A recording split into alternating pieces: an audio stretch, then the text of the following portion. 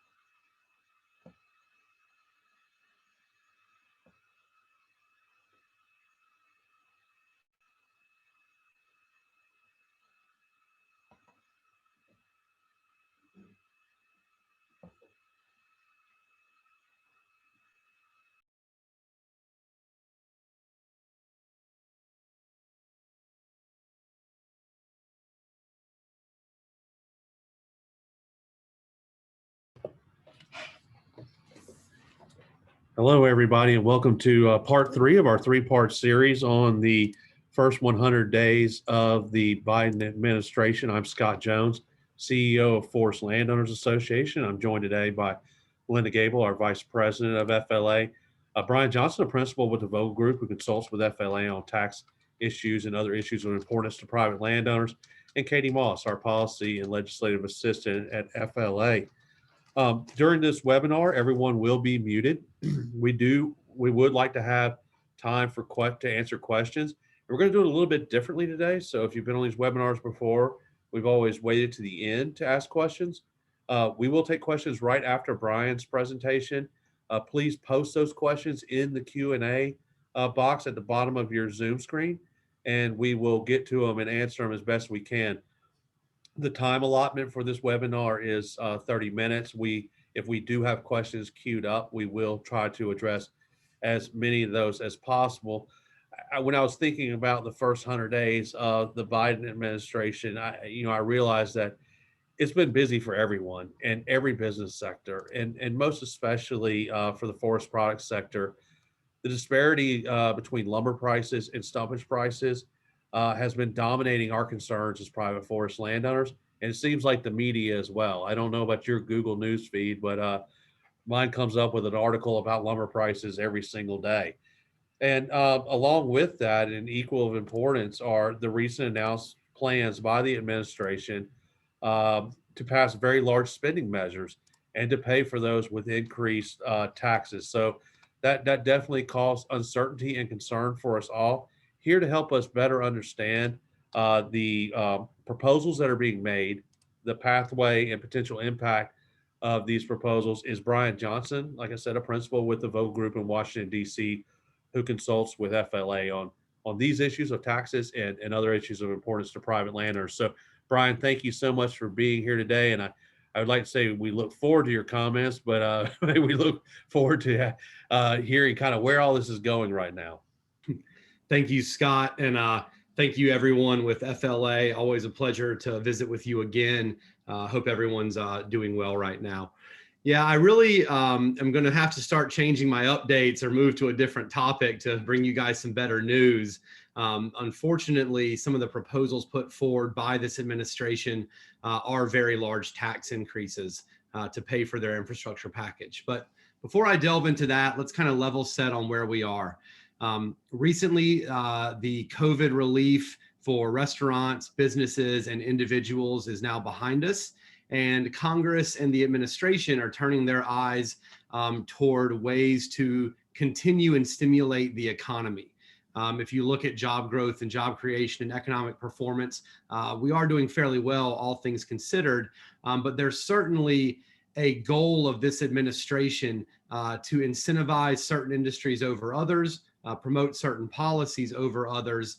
And this is going to be very much like the Obama-style shovel-ready jobs and economic stimulus they put forward. The president has unveiled a very large trillions of dollars worth of an infrastructure package. This is focused on things like electric vehicle infrastructure, renewable energy, in inner city transportation sector revitalization, water quality improvements, revitalization, broadband, especially in rural areas. I know many of you are probably joining from the Southeast and other places experiencing storms right now. So broadband and broadband access are a big issue for this administration. One of the ways that they plan to pay for their large spending package is through tax increases. I'm going to tick through a few of these that are of interest to you, and then I'm going to walk through a real life example of how this impacts you all. One of their proposals, raising the top marginal income tax rate from 37% to 39.6. This will affect everyone who has taxable income above $550,000 for singles and $650,000 for married couples. The top individual tax rate on long-term capital gains and dividends would increase from 23.4% to 43.4%. And that is because the IRS is going to add in high income investors an additional NIIT, net investment income tax, of 3.8%, which brings it up to that 43.4%. And that's for long-term cap gains over $1 million. We're calling this a second death tax, if you will. Assets held at death would be taxed on their built-in capital gains at 43.4%. And this is in addition to or on top of the existing estate tax. And so you're looking at a potential federal total taxes of anywhere from 60 to 66%. And that's before the states even come in and get their cut. Obviously, this will impact families making less than $400,000 a year. This is because, millions more families will have to pay this death tax, something that decades of tax relief from both parties have always exempted them from.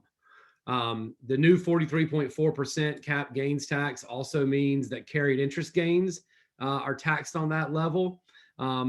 But this also changes partnership law as well. And so it could have unintended consequences for various joint equity ventures also. There's other tax increases. Small landlords, small manufacturers, and family farms could be hit by tax increases that limit the tax deferred rollovers of rental and business real estate to $500,000 per property. Another tax increase bared by the middle class. Two last things we want to point out. Under their new proposal, the IRS would get an annual report on all the money going in and going out of every American's bank account. We expect this will lead to increased audits and oversight by the IRS. And last, we're calling this a new seniors and small business tax. It'll be a new 3.8% surtax on all Social Security payments, 401ks and pensions, IRA dispersions, and small business S corps and partnership profits for anyone making more than $400,000 a year. I'm gonna jump in and walk through a real life example very quickly, and then happy to answer any questions folks may have. I'm trying to be mindful of the time as well. So if you're a timber business and you started decades ago and you're now worth, let's say, $100 million, under the current tax regime, your business would pass that onto your family without a capital gains tax. Instead, the value of that business would be stepped up or adjusted to its current value, and your heirs would pay only a capital gain if they sold it at a higher valuation. Under President Biden's plan, the family would immediately owe a capital gains on that $100 million farm that passed down of $42.96 million upon death.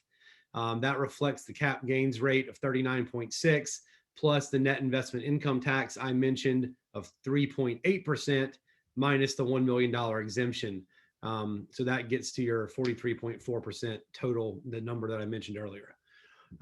In addition, if the estate tax remains unchanged from where it is now, the family would also face an estate tax of 40% on the $57.4 million of remaining value of assets, including your exemptions.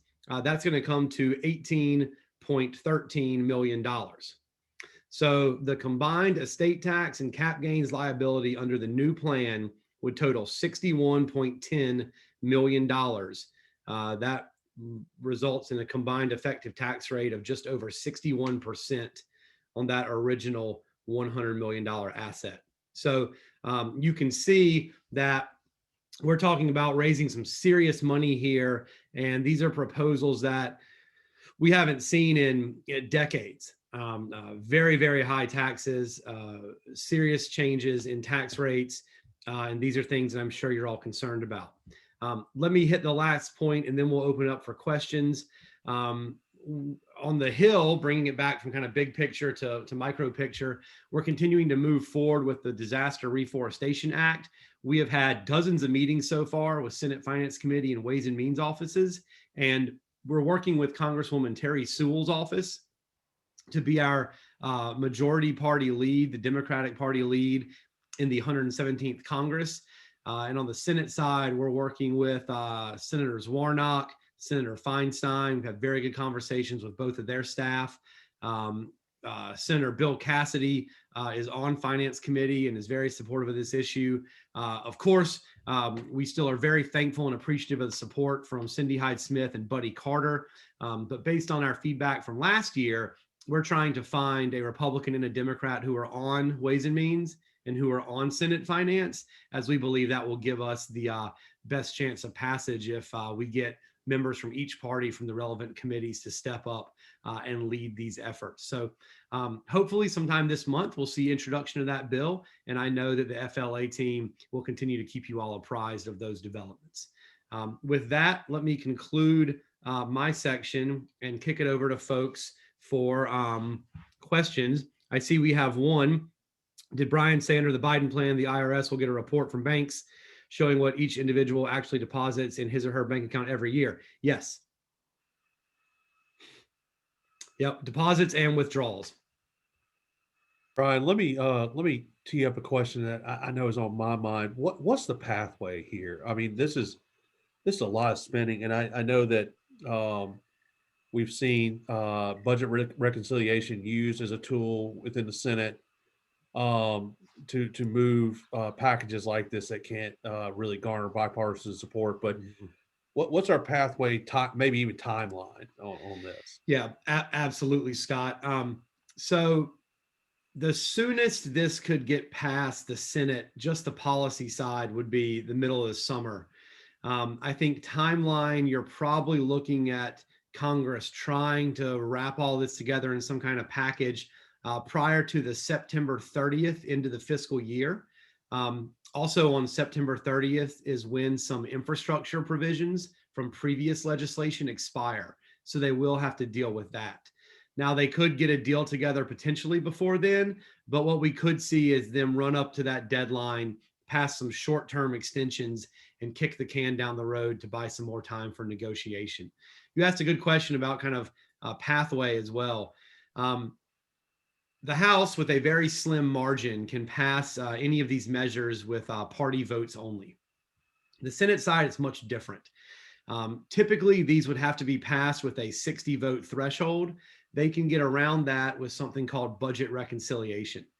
The budget reconciliation process is such that it only takes 51 votes to pass legislation.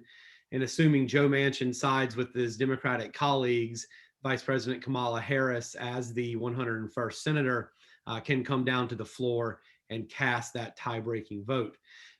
There are a few concerns here. One, under reconciliation, there's something called the Byrd Rule, under which things must be germane to the process. Raising taxes and using that money to put into a trust fund, such as the Highway Trust Fund or others, is a violation of the Byrd Rule. So they cannot do that, which means that Congress would have to, one, abolish the concept of congressional trust funds, which is everything from Highway Trust Fund to Oil Spill Liability Trust Fund, Black Lung Trust Fund, you name it, which would be unprecedented. Or two, they pass just the policy spending measures and then promise to pay for it later. I'm not sure even Bernie Sanders and others could get behind that, because the budgetary impact would be a massive hit to the deficit under passing just a spending package without a pay for attached to it. All of these reasons complicate, or all of these issues rather, complicate the process much further. And this is what's leading some cynics in Washington to assume they might just kick the can down the road as they continue to try to struggle with these. The last things I'll add, the importance of someone like a Joe Manchin is, as you saw, Vice President Biden came out and said they want to raise the corporate tax rate to 28%. Biden, Manchin said, I can't get behind that, but I could get behind a 25%. So you're going to have a lot of these Democrats come out and say, I'm not going to do what Biden wants to do. I'm going to stand up for businesses and sort of lessen the pain, if you will. Could you get Republicans going behind a 25% corporate tax rate, which would be a massive tax increase? I'm not sure. There's 10 Republicans out there who will go that far. Does it make it easier for someone like Joe Manchin? Yes, absolutely. Thank you, Brian. Obviously, very important issue to us all, and one that we will continue keeping you updated on, and the impact it might have and where you can engage. Melinda, why don't we shift over to some other issues that are going on in Congress right now as well? Yeah, definitely. Before we leave on that, let's take it down to from the big tax issue to an issue that we have been working on with the Disaster Reforestation Act and the treatment of casualty loss from timber in the tax code. FLA has been working this issue for the past 2 Congresses. And now with the increased spotlight on forest as a natural climate solution, we've gotten a lot more attention on this. And we have been meeting with the Ways and Means Committee staff member and all of the members of that committee staff, as well as the Senate Finance Committee. So as we move through on that, and as we talk about the climate solutions, just keep that in mind. That is something we're looking at. So, right now, definitely Congress is looking at climate and climate change. We've had a record number of hearings in the first 100 days, as well as a record number of bills being introduced, 85 plus and counting. On top of that, right out of the gate, we had Biden's executive order on the climate crisis. FLA, along with all forestry stakeholders, recently submitted their comments to USDA on the various aspects of the executive order. Then we just concluded Earth Day, which now people are calling Earth Month. You had Arbor Day, Earth Day, but Biden convened, 40 world leaders in a virtual summit. And then right before that, you had the Republicans also having their summit to unveil their climate change. So we've got it coming from both parties.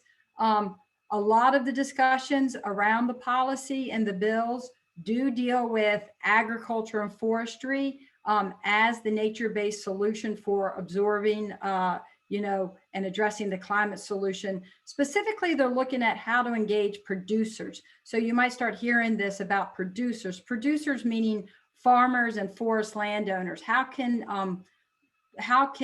policy engage them in programs and in land management activities for absorbing carbon?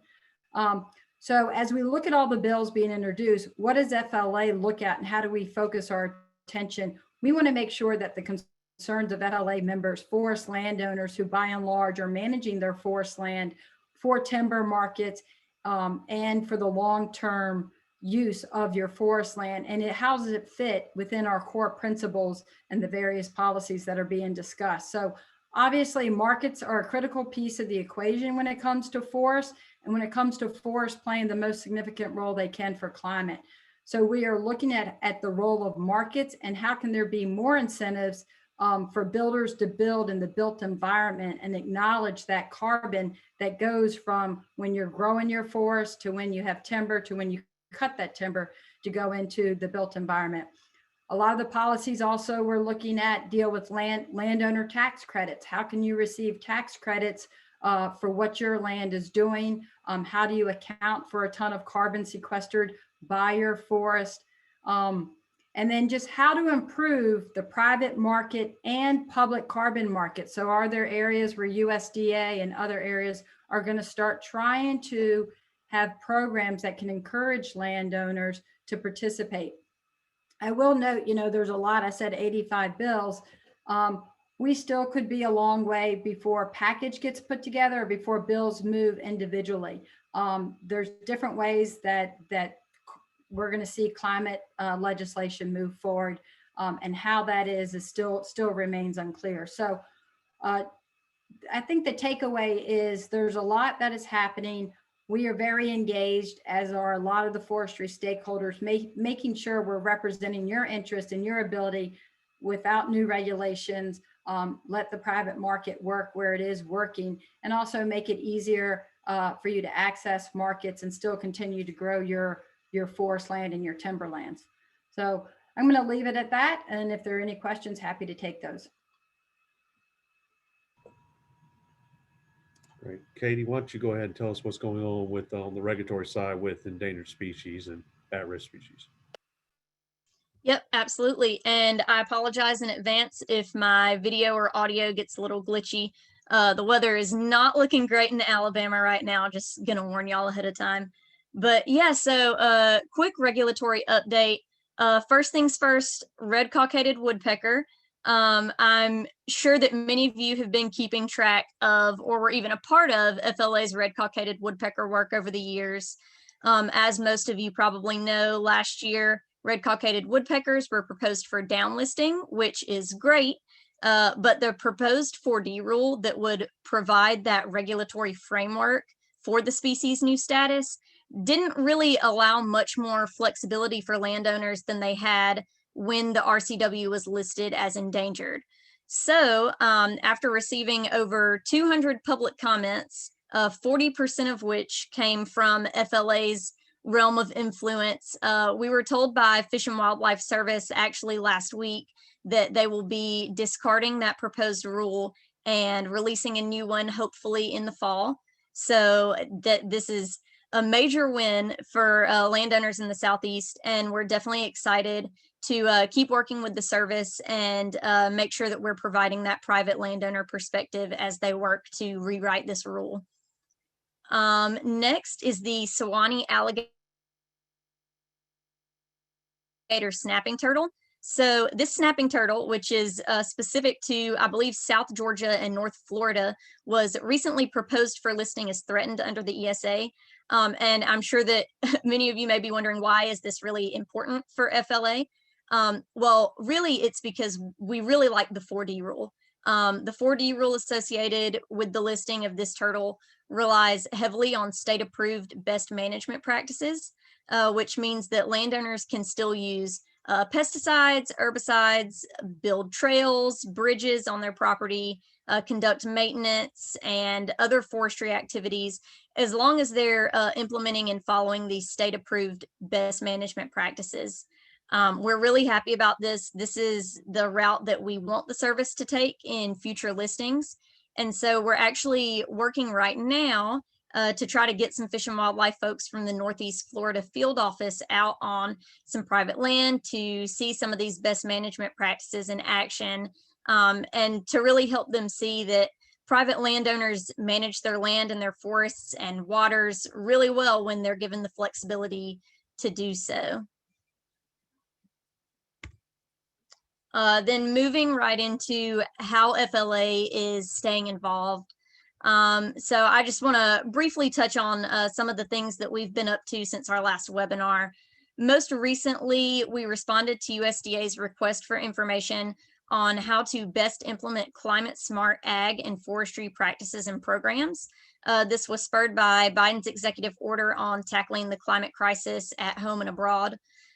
Really just at high level, our approach to these comments was to make sure really that just the FLA has a seat at the table in these conversations. If USDA does implement any climate policies and programs, we really want to make sure that they focus on the landowner and what could work best for private working forests. We stress that any program or policy needs to be voluntary, incentivized, market-based, and designed to achieve these climate benefits while avoiding any new mandatory land management regulations. Also, we stressed that landowners should be able to participate in new and existing USDA programs, regardless of things like acreage, frequency of timber harvest, adjusted gross income, other factors such as that. Overall, we really just ask that they continue to collaborate with private forest stakeholders to achieve these climate benefits at scale while keeping working forests working and also promoting these strong and diversified wood markets. We also submitted comments to Secretary Vilsack and Robert Bonney on the role that private forests can play in the 30 by 30 conservation initiative.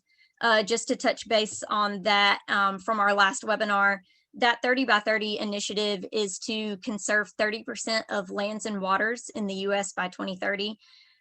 We really tried to highlight that, you know, private forests, as they're managed now, can significantly contribute to conservation in the US and can help reach that 30 by 30 goal.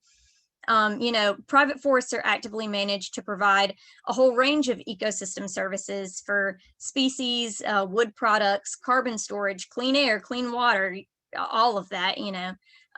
And so our members, they really take care of their land to be able to pass it down from generation to generation.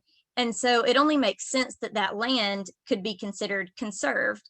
Our comments really pushed for strong wood markets, broader access to programs to be able to provide that conservation at scale, and really just that private landowners can be a solution and help with this initiative.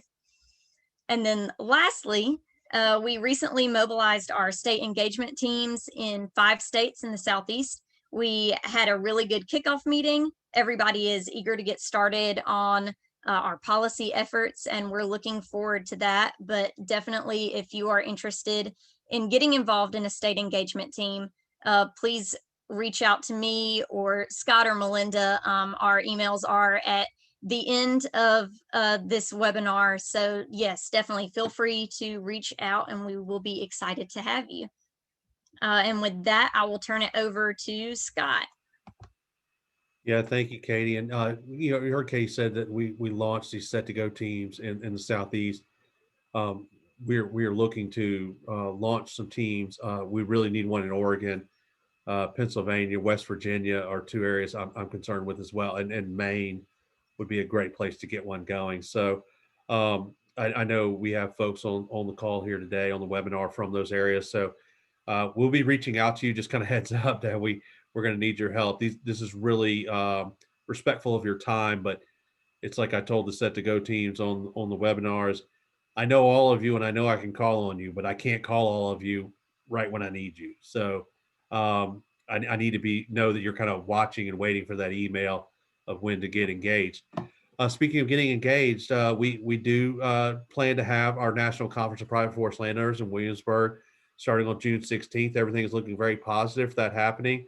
Registration will be closing in a week, so about May 13th, I believe, is the deadline. So we do hope you'll make plans to join us at what will be a very safely and respectfully held conference in Williamsburg. You're going to hear all of the issues that you heard today and more, and have the opportunity to engage with the speakers. We have a great agenda coming together. Check back on the website and see that you'll see updates happening on a very regular basis. But we're really excited about the conference coming up, and we hope you'll join us. Katie, I do not see any questions, but we are at that time in the agenda to answer any questions you might have. I know that Katie, this webinar, like our other ones in this series, will be sent out to both the attendees and the members of the association afterwards. The recording will. So we encourage you to share this, share the invitation to these webinars with others that you think might be interested, and we'd welcome them on future webinars. And I would say if we do not have any questions, we are just before our ending time, and if there are no questions, then we can adjourn. And thank you all for joining us today and your support of our work at the Forest Landowners Association. And thank you to our panelists. Appreciate your time, Brian and Melinda and Katie. Oh, we have one question. I'm sorry. Oh, Susan, we will get back to you on that. Amy Palmer is still on here, and Amy, you'll be able to answer this, but we do not plan on holding the conference on Zoom. All right, thank you, everybody. Thanks, everyone. Thanks, everybody.